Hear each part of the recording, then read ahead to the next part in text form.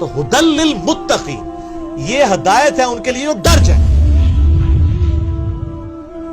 جو بھی ڈر جائے اس کو لیے قرآن کے اندر ہدایت ہے، اور جو نہ ڈرے اس کے لیے قرآن میں کوئی ہدایت نہیں. یہ بڑی خطرناک بات ہے. قرآن سٹارٹ اس سے لے رہا ہے کہ قرآن میں ہدایت اس کے لیے ہے جو ڈر جائے، اور جو نہیں ڈرے گا کوئی ہدایت نہیں. وہ اللہ جس نے ہماری مرضی کے بغیر ہمیں پیدا کیا، وہ ہمارے ساتھ کچھ بھی کر جائے ہمیں وہ بچا نہیں سکتا. سب سے بڑا تو اس نے ہمارے ساتھ کام کر دیا نا کہ پیدا کر دیا، ہم سے پوچھ کے کیا.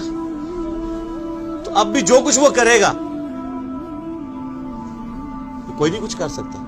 تو اس میں پھر آسانی کی راہ کیا ہے کہ اسی رب کی پناہ لے لی جائے، اور اسی کے لیے کتابیں نازل ہوئی، پیغمبر آئے.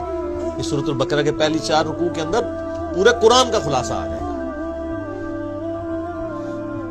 تو جب ایسا شخص غور و تفکر کرے گا نا، تو فوراً اس کے اندر ایک ڈر پیدا ہوگا، یار میرا کیا بنے گا، کہیں میں نے جانا ہے، کسی کو منہ دکھانا ہے، میں کیا کروں. تو اس کے لیے پھر قرآن میں ہدایت ہے. ایسا شخص الٹیمیٹلی قرآن تک بھی پہنچ جائے گا، پیغمبروں کی تعلیمات تک بھی پہنچ جائے گا. اور ایسا شخص جب قرآن کو پڑھے گا تو اسے ہدایت ملے گی. فذکر بالقرآن من یخاف وعید، اے نبی علیہ السلام قرآن سے اسے نصیحت کریں جو اللہ کی دھمکی سے ڈر جائے. کتنے حیران کن بات ہے. نبی علیہ السلام کو منع کیا گیا جو دھمکی سے نہیں ڈرتا اس کے لیے کوئی نصیحت نہیں ہے.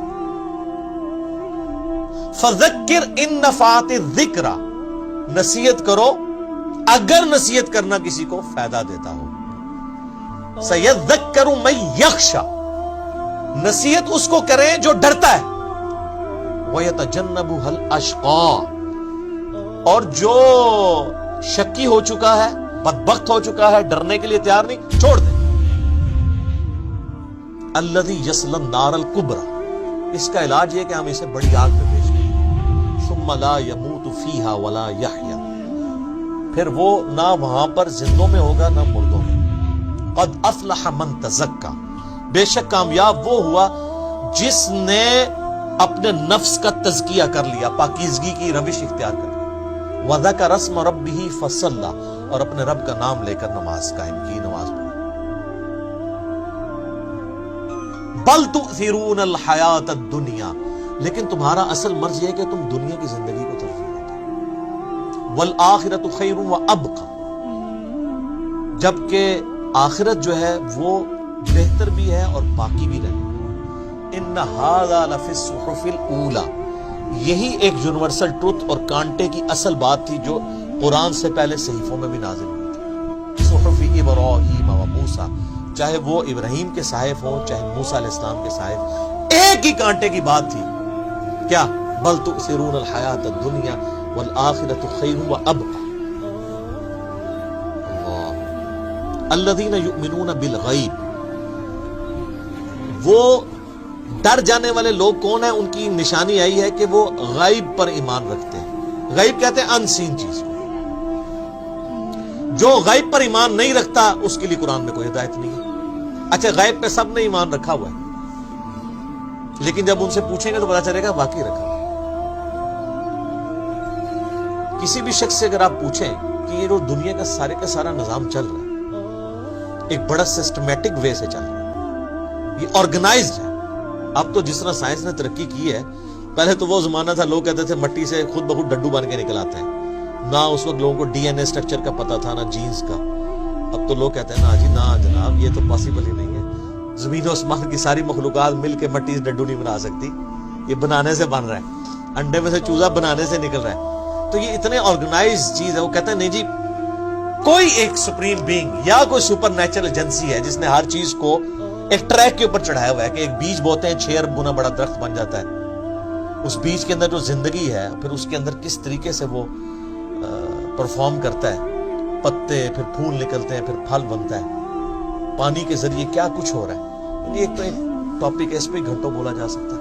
یہ ساری جو فزیکل فنامنا آف نیچر ہے، قانون قدرت ہے، جب ان کو آبزرو کرتا ہے نا تو غیب پہ سارے ایمان رکھے ہیں کہ نہیں یار کوئی چلا رہا ہے. پوچھے کدھر ہے؟ وہ کہتے ہیں ہمیں نظر نہیں آ رہا، لیکن وہ ایسا باطن ہے کہ اس سے زیادہ ظاہر کوئی نہیں ہے. اور ایسا ظاہر ہے کہ اس سے زیادہ باطن کوئی نہیں۔ اللہ اپنی قدرتوں سے کتنا ظاہر ہے لیکن سب سے پوشیدہ ہے۔ تو یہ سب کچھ غیب کی طرف انسان کو لے جاتا ہے۔ تو وہ یقین کیے ہوئے ہیں ڈر جانے والے لوگ کہ یار کسی کے کرنے سے ہو رہا ہے۔ یہ جو ہارمنی ہے یونیورس کے اندر، سر اب جو کچھ ہمیں پتا چل رہا ہے سائنس کی برکت سے، تو انسان پریشان ہو جاتا ہے کہ یہ نظام چل رہا کیسے ہے۔ میں آپ کو صرف یہ بتاتا ہوں کہ سائنٹسٹ کہتے ہیں کہ اس کائنات میں اتنا بیلنس ہے کہ اگر ایک بال پوائنٹ کو اس کی نوک پہ کھڑا کر دیا جائے، یہ پاسبل ہے کہ نوک پہ کھڑا ہو جائے؟ بہت ہی زیادہ کوئی سوفسٹیکیٹڈ بیلنس ہو تو یہ پاسبل ہے، اور یہ 1 ارب سال یوں کھڑی رہے، گرے نہ۔ اس سے زیادہ بیلنس جو ہے نا وہ اس کائنات میں، اور یہ balance millions of fine tunings کے ساتھ چل رہا ہے۔ ایک فائن ٹیون اگر خراب ہو جائے نظام نہیں چل سکتا۔ یعنی پانی کو اگر آپ دیکھیں تو پانی کی جتنی پراپرٹیز ہیں، کیمیکل پراپرٹیز، فزیکل پراپرٹیز، ہر ایک فائن ٹیون ہے۔ اس کی گریوٹی ڈسٹرب ہو جائے، یہ فضا کے اندر جو آکسیجن اور نائٹروجن کی مقدار ہے، نائٹروجن زیادہ ہو جائے یا آکسیجن کم ہو جائے، کوئی زندہ رہ سکتا ہے؟ یہ بھی ایک فائن ٹیوننگ ہے۔ سورج کا زمین سے فاصلہ، یہ بھی فائن ٹیوننگ ہے۔ پھر سورج اور زمین کے درمیان جو اللہ تعالیٰ نے لیئرز رکھی ہیں، 99.99% ہارمفل ریز ہیں سورج کی، وہ نیچے آتی نہیں ہے، راستے میں ریپیل ہو جاتی ہے۔ کچھ اگر کراس بھی کرتی ہیں ارتھ میگنیٹک فیلڈ کی وجہ سے ریپیل ہو جاتی ہے، اور صرف وہی آتی ہیں۔ سر سائنٹسٹ کہتے ہیں کہ یہ میریکل پلانٹ بنایا گیا ہے اس لیے کہ یہاں پہ زمین پہ انسانیت کو آباد کیا جائے۔ وہ کہتے ہیں یہ پلان کے بغیر ہو ہی نہیں سکتا، اس کو لائف کے لیے، لائف ایگزسٹ کرنے کے لیے فیزیبل بنایا گیا۔ وہ کہتے ہیں سپریم بینگ یا مدر نیچر، کوئی بھی نام دے دیں، الٹیمیٹلی غیب پہ سب کے سب لوگ ایمان رکھتے ہیں۔